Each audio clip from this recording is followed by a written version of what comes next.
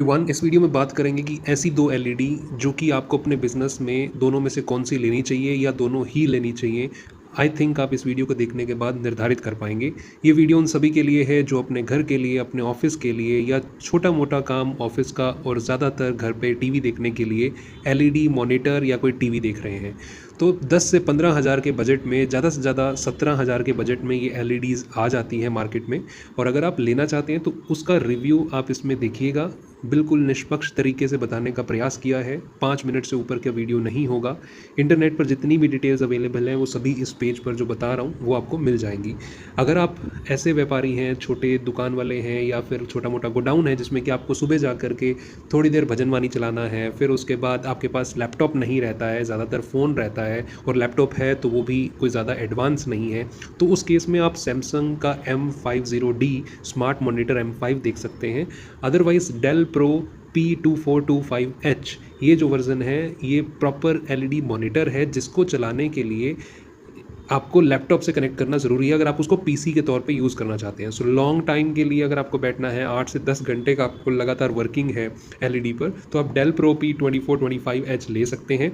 इसकी जो रेटिंग्स हैं वो बहुत अच्छी हैं ओवरऑल कंपैरिजन में दूसरी एलईडी से। और अगर देखी जाए तो स्मार्ट जो सैमसंग M50D मॉनिटर है ये आपको pre built application, pre installed applications के साथ मिलता है जिसमें कि आप ब्लूटूथ, वाईफाई कनेक्ट कर पाएंगे और 10 वॉट तक आपके इसमें स्पीकर भी मिल जाते हैं, यानी कि आपको एक्सटर्नल स्पीकर लेने की ज़रूरत नहीं है। वहीं दूसरी ओर अगर आप एलईडी बाय डेल या HP लेते हो कोई भी, तो उस केस में आपको अलग से स्पीकर एक्सटर्नली लेने पड़ते हैं लगाने के लिए।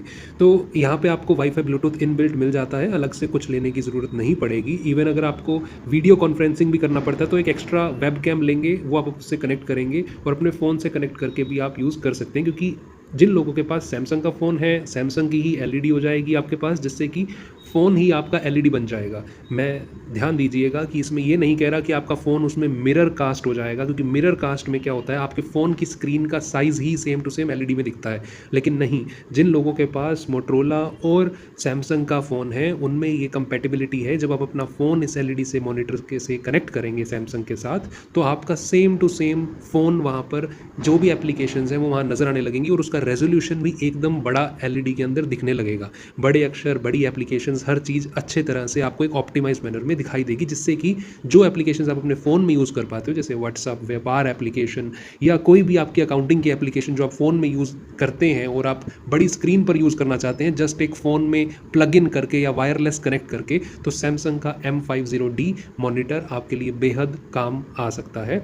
लेकिन अगर आप लंबे टाइम पर बैठते हैं, कोई साइबर कैफ़े वाले हैं, कंप्यूटर वाली शॉप है आपकी जिसमें आप फॉर्म फिल करते हैं, सारा दिन ही आपका काम ही वही है, तो उस केस में हम आपको रिकमेंड करना चाहेंगे डेल P2425H, जो कि आपको DP, HDMI, USB हब इन सभी पोर्ट्स के साथ मिलता है, जो कि आपको फ्यूचर में अगर आप एक स्क्रीन के साथ मल्टीपल स्क्रीन्स कनेक्ट करना चाहेंगे तो डेल के अंदर वो चीज़ें पॉसिबल है। लेकिन कहीं ना कहीं सैमसंग के अंदर आपको वो चीज़ें नहीं मिलती। डेल के अंदर आपको हर चीज़ अलग से बाहर से खरीदनी पड़ती है, एक लैपटॉप को कनेक्ट करना पड़ेगा तभी आपका कंप्यूटर वर्क हो पाएगा, एक्सेल वर्क हो पाएगा, सॉफ्टवेयर चल पाएंगे। जैसे कि अगर अकाउंटिंग सॉफ्टवेयर है आपका मार्क, बिजी या फिर मुक्ति या फिर सैप, जो भी है, अगर आपको लैपटॉप में है तो ही वो वहाँ चल पाएगा। सैमसंग में भी वो तभी चल पाएंगे, लेकिन आपको वहाँ पे एक ऑप्शन एक्स्ट्रा मिल जाता है कि आप अपने फ़ोन की सेम टू सेम स्क्रीन वहाँ पर भी देख पाएंगे। अगर बाय एनी चांस आप भूल जाते हैं घर पे लैपटॉप, तो अपना फ़ोन कनेक्ट उसके साथ कर पाएंगे वायरलेस तरीके से।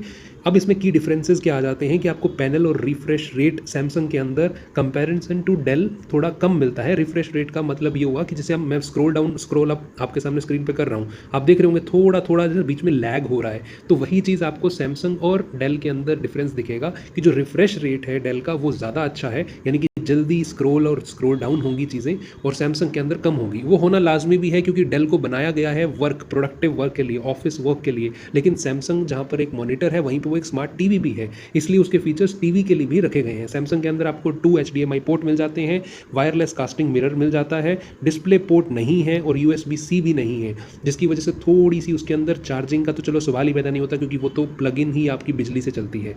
लेकिन जो डेल का है इसके अंदर आपको USB-C मिल जाता है और 15 वॉट की PD आपको पावर मिल जाती है। USB हब तो है ही, यानी कि आप मल्टीपल पोर्ट्स कनेक्ट कर पाएंगे। डिस्प्ले पोर्ट होने की वजह से आपका जो LED, आपका जो लैपटॉप से LED में कनेक्शन है वो बहुत ही सीमलेस हो जाता है, बड़ी जल्दी से आपका कनेक्ट होता है डिस्प्ले पोर्ट के साथ।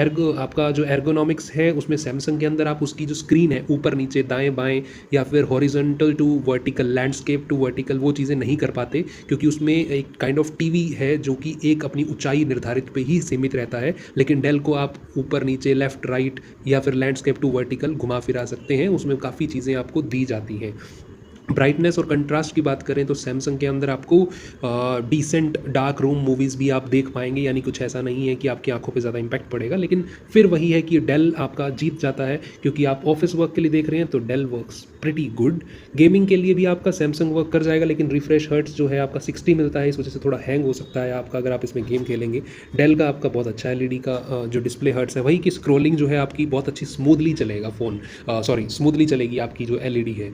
अगर आप डिटेल्ड कंपैरिजन देखेंगे कि अगर आपको स्प्रेडशीट पे यानी कि एक्सेल पे काम करना है बहुत लंबे टाइम तक बैठ करके, 8-8 9-9 घंटे का वर्क है, तो आपको डेल के साथ जाना चाहिए। लेकिन अगर आपको टीवी भी देखना है, साथ साथ में भजन मानी भी सुननी है, विदाउट कोई आपको लैपटॉप कैरी नहीं करना है, तो आप फिर सैमसंग के साथ जाइए। देखिए ये बहुत बड़ा चिट्ठा है, मैं पूरा पढ़ने नहीं वाला हूँ, सिर्फ इसका निष्कर्ष ये है कि आपके काम पर निर्भर करता है, जिस सिटी में आप रहते हैं उस पर निर्भर करता है।